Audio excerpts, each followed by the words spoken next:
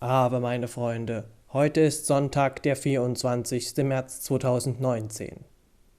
Wir sind uns einig darüber, dass Transidentität zu einem Kult geworden ist, dem Tausende, vornehmlich junge Leute, verfallen sind. Dieser Kult garantiert seinen Mitgliedern eine ganze Reihe von Privilegien. Als da wären Alleinstellungsmerkmal. Sie umgibt die Aura des Auserwählten zwischen all den gewöhnlichen Frauen und Männern. Also, ich bin ja was Besonderes. Ihr dagegen seid alle gleich. Groß. Naja, ihr habt zumindest keine Flügel. Jedenfalls seid ihr nicht so wie ich, also seid ihr alle gleich. Ha! Zweitens Aufmerksamkeit. Guck doch nicht so blöde. Drittens die Opfergarantie. Sie können sich im Zweifel immer dahinter verstecken, dass sie einer diskriminierten Minderheit angehören und besonderen Schutz vor den Gemeinheiten der anderen Menschen benötigen, während sie selbst hingegen weiterhin ungestraft gemein sein dürfen. Na, Kleiner? Was fällt dir ein, mich klein zu nennen? Ich bin Teil einer unterprivilegierten Minderheit, also respektier mich. Wichser. Und zu guter Letzt Mitglied einer Community, die sich bedingungslos gegenseitig respektieren und füreinander da sind. Happy Pride! Moment mal, du bist ja gar nicht richtig trans. Da so viele attraktive Privilegien den Eintritt in diesen Kult schmackhaft machen, versuchen selbstverständlich viele, sich ihre Mitgliedschaft in diesem Kult zu erschleichen, indem sie nur so tun, als wären sie trans, obwohl sie es gar nicht sind. Diese Leute empfinden überhaupt keine Gender-Dysphorie. Sie geben sich noch nicht einmal Mühe, irgendwie trans auszusehen und begründen das damit, dass sie innerhalb der gender-nonkonformen Minderheit noch genderkonformer sind als der Rest, sodass sie am Ende doch wieder aussehen wie heterosexuelle Cis-Mädchen, die aber darauf bestehen, mit männlichem Pronomen angesprochen zu werden und die jeden zur Schnecke machen, der das nicht aus eigenem Anreiz erkennt. In ihrer Anspruchshaltung können sie derart penetrant und peinlich sein, dass sie zu Heerscharen vom Empörungstv interviewt und später auf Drittverwerter-Webseiten wie YouTube herumgereicht werden. Dort können sich dann die Empörten angewidert abwenden und herumtröten. Siehst du, das ist das wahre Wesen dieser kranken Gender-Fuzis, mein Sohn. Bloß gut, dass du nicht so bist. Aber ich bin doch ein Mädchen. Dann sind wir wieder im 20. Jahrhundert angekommen, wo Transpersonen ihr Coming-out in sich hineinfressen und sich notdürftig als Cis-Menschen maskieren, weil sie nicht mit denen da in einen Topf geworfen werden wollen. Das muss enden. Diese ganzen Möchtegern-Transler sollen auf der Stelle ihren Profiltext auf Tumblr wieder ändern und diese lächerlichen Selfmade-Gender wieder löschen. Ihr besudelt den guten Ruf der echten Transmenschen, die nur in Ruhe ihr Leben leben wollen. Das Leben von Transmenschen ist kein Lifestyle. Es ist Teil unserer Seele. Oh, das war geil. Danke. Danke. Die sind ja immer noch da. Selbstverständlich sind wir das. Dachtest du, wir lassen uns einfach mundtot machen von einem relativierenden Arschloch wie dir? Einer, der die Rechte einer Minderheit nur so weit unterstützt, wie sie ihm selbst dienen und allen übrigen die Tür vor der Nase zuschlägt. Du bist genauso durchgeknallt wie der Rest der Gesellschaft. Ja, fuck the system, fuck the system, fuck the system, fuck. Gut, da das hier offensichtlich nicht funktioniert hat, Strategiewechsel. Mir scheint, hier gibt es verschiedene Lager und diese Lager haben verschiedene Meinungen. Und zwischen diesen Lagern gibt es ein kleines Verständigungsproblem. Und da ich nun mal in der glücklichen Position bin, dass ich von nichts so richtig eine Ahnung habe, kann ich auch alle Lager mit der gleichen Ignoranz behandeln und so vielleicht, hoffentlich, ein bisschen zur Verständigung zwischen den Lagern beitragen. Fangen wir mal an mit der Fraktion. Siehst du, ich wusste gleich, dass dieser ganze degenerierte Transgenderismus nur Gehirnwäsche ist. Das Teenageralter ist der Prozess der Identitätsfindung und des schlechten Geschmacks. Das ist normal. Zumindest war es das früher mal. Der Unterschied zu heute ist nur, dass die heutigen Kids jede Menge Möglichkeiten haben, um ihren aktuellen geistigen Entwicklungsstatus der ganzen Welt mitzuteilen.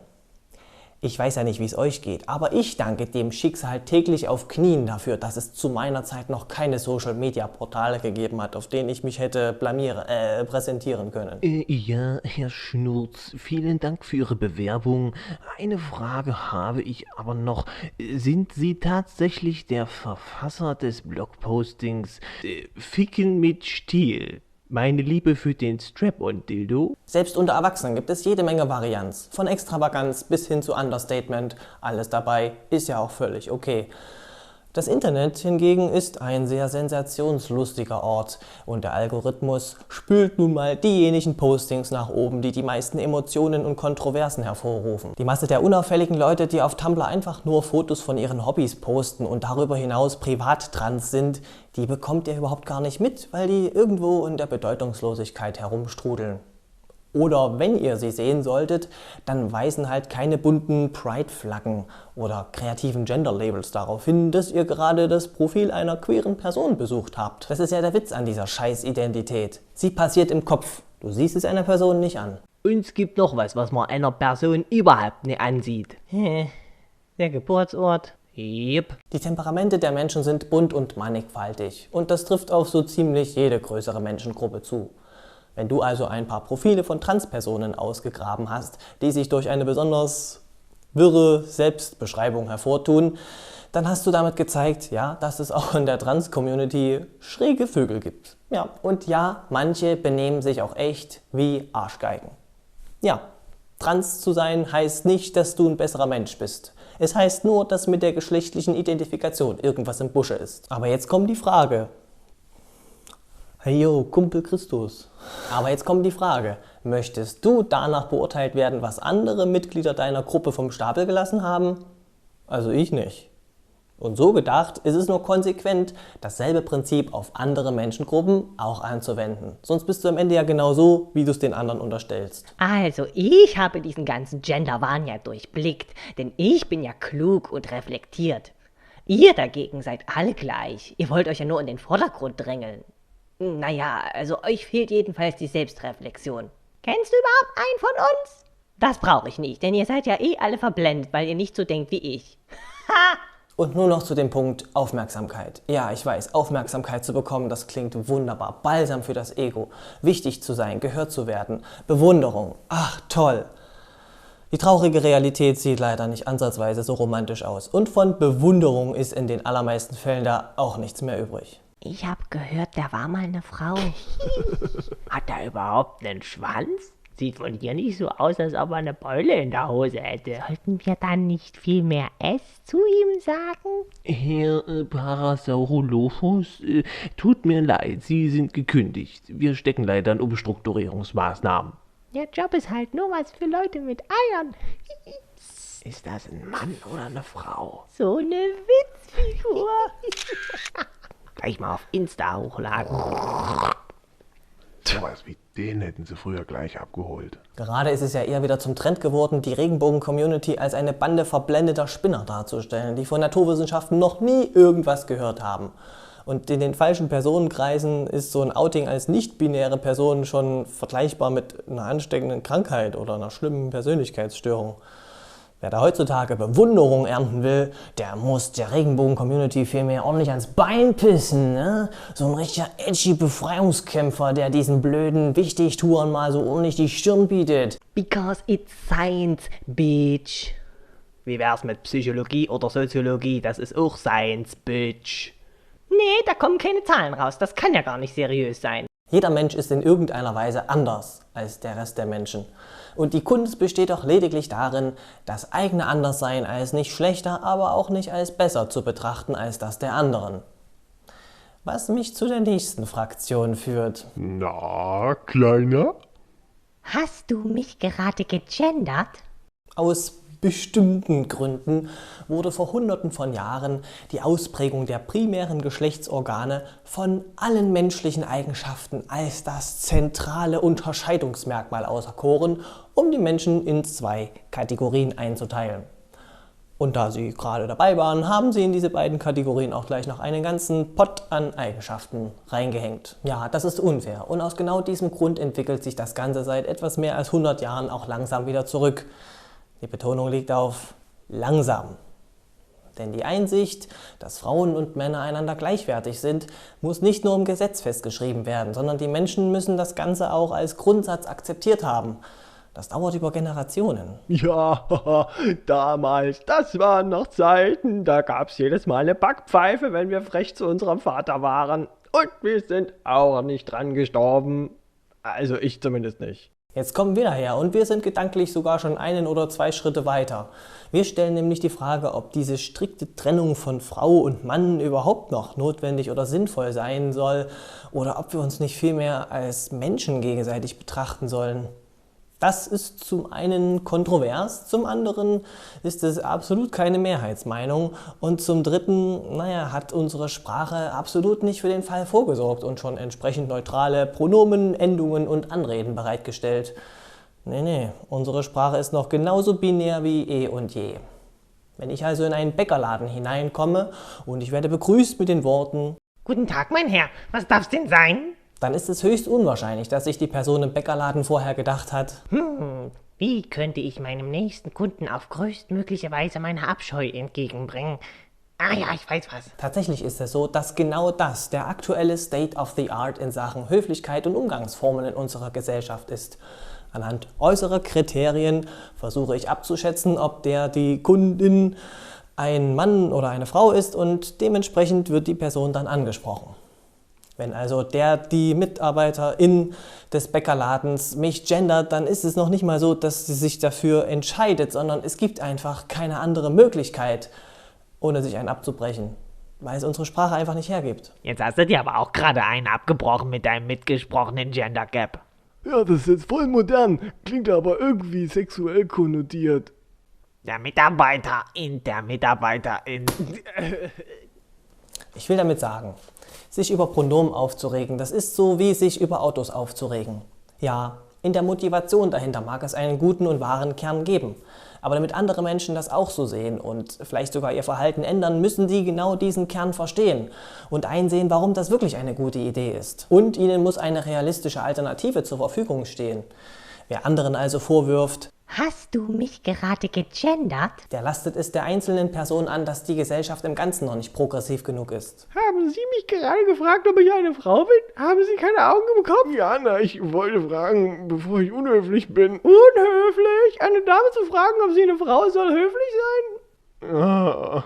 Identität ist unsichtbar, hatten wir ja schon. Deswegen leiden ja auch so viele Transpersonen darunter, dass sie in sich selbst etwas spüren, was nach außen aber gar nicht sichtbar ist.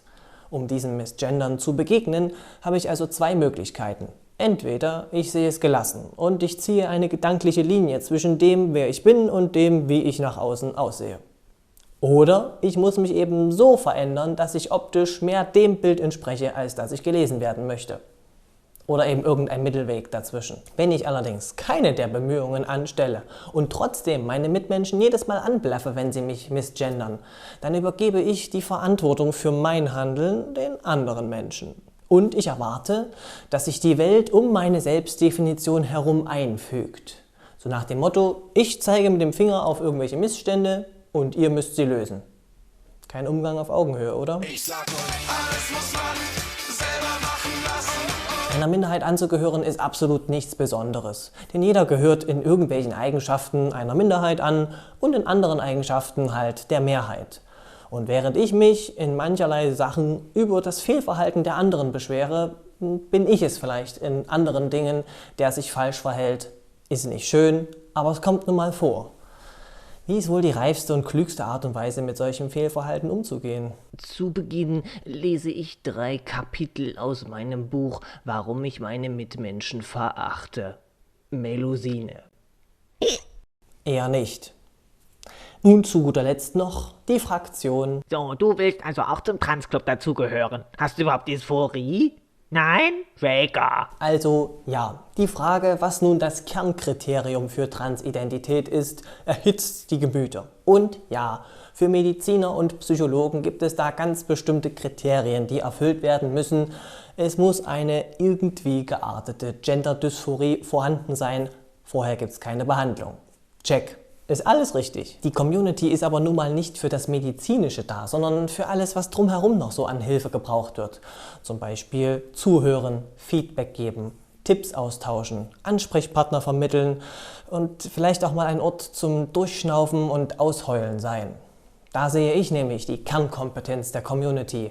Und die besondere Stärke ist eben dieser verurteilungsfreie Raum, in den jeder Mensch hineinkommen kann, der sich irgendwie der Trans-Community zugehörig fühlt, ohne sich rechtfertigen zu müssen. Wenn diese Community aber auf einmal nur noch den Leuten vorbehalten ist, die einen gewissen Mindeststandard erreichen, dann bringen wir auf einmal doch wieder so eine Art Beurteilung und Musterung ins Spiel. Und was haben wir dann eigentlich erreicht, außer Streit und Zwietracht? Du kannst ohne Binder draußen herumlaufen? Das wäre für mich undenkbar gewesen. Das kann ja nur heißen, du bist gar nicht richtig trans. Genial argumentiert. Absolut wasserdicht. Es ist ja auch nicht so, dass die Leute, die gar nicht richtig trans sind, einfach so verschwinden würden, wenn sie nur genügend Ablehnung erfahren. Nö, die bleiben ja da und die behaupten auch weiterhin trans zu sein. Wenn der gesamte Ruf einer ganzen Community an diesen paar einzelnen Leuten hängen würde, dann würden wir diesen einzelnen Leuten irgendwie mehr Macht zugestehen, als sie eigentlich haben, oder? Dass einzelne Personen den Ruf einer gesamten Community ausmachen können, das funktioniert doch nur dann, wenn diese Community eine homogene Gruppe ist, bei der einer für alle und alle für einen reden können. Das war doch noch nie so, oder? Und Varianz wird es immer geben. Ist doch generell so, dass ich nur dann ein differenziertes Bild bekomme von einer Menschengruppe, wenn ich möglichst viele Leute aus dieser Gruppe befrage. Und je mehr Leute ihre Geschichte von ihrer Transidentität erzählen, desto differenzierter ist eben auch das Bild, das andere Leute von dem Thema Trans bekommen. Ja, und ich bin schon der Meinung, dass inzwischen das Thema so präsent und aktuell geworden ist und so viele Geschichten schon erzählt worden sind, dass die meisten Menschen begriffen haben dürften, ja, Transpersonen, das sind Leute, die haben ein Problem, dann transitionieren sie, dann ist es für sie besser und dann wollen sie einfach nur in Frieden weiterleben. Die Leute, die den Ruf der Trans-Community ernsthaft immer noch an diesen Video-Cringe-Kompilationen im Internet aufhängen, die wollen halt einfach nicht verstehen und an denen verschwende ich meine Zeit jedenfalls nicht. Habt ihr das jetzt verstanden? Ja. Nö. Dumpfbacke. Was? Nö? Dumpfbacke. Dann muss ich jetzt all meine Zeit nur noch darin investieren, dich zu überzeugen, obwohl ich jetzt schon weiß, dass deine Meinung über mich feststeht. Ich hab da eine Frage. Jetzt nicht, ich habe eine Mission zu erfüllen. Nächster Punkt. Nur weil ich Teil der Trans-Community bin, heißt das nicht automatisch, dass ich alle Erfahrungen nachempfinden können muss, die es da so gibt. Und kann sie trotzdem als existent anerkennen. Wie viele Leute lehnen nicht-binäre Menschen ab, weil sie deren Position absolut nicht nachempfinden können? Nach derselben Logik müssten alle Cis-Menschen transphob sein, weil sie Gender-Dysphorie absolut nicht nachvollziehen können.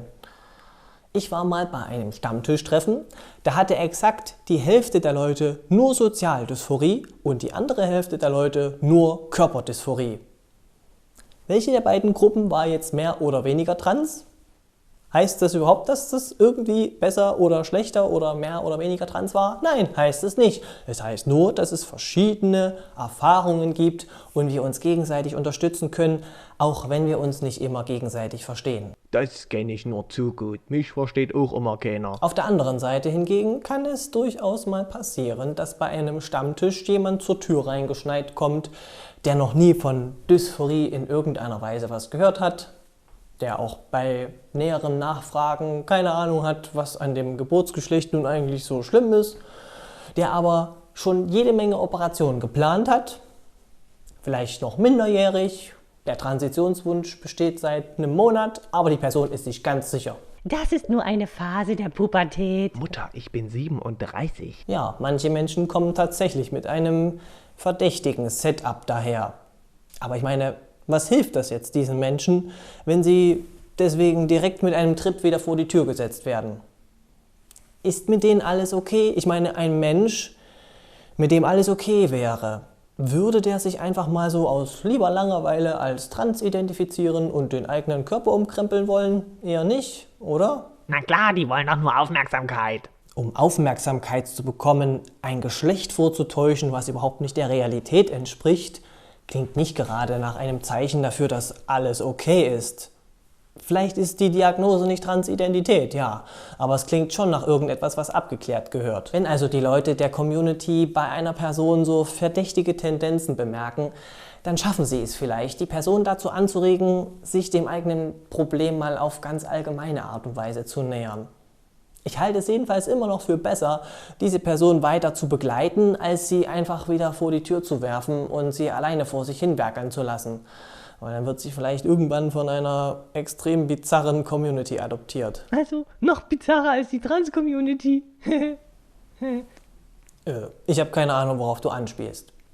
Ja, das war jedenfalls mein Versuch, die Hitze der Debatte vielleicht ein klein wenig abzukühlen und zwischen den Lagern zu vermitteln. Habt ihr vielleicht auch noch etwas beizutragen oder widersprecht ihr mir vielleicht bei einigen Punkten? Schreibt es immer gerne in die Kommentare, dann können wir miteinander diskutieren und ja, ansonsten verabschiede ich mich jetzt mit saurierstarken Grüßen. Euer Kater Schnurz.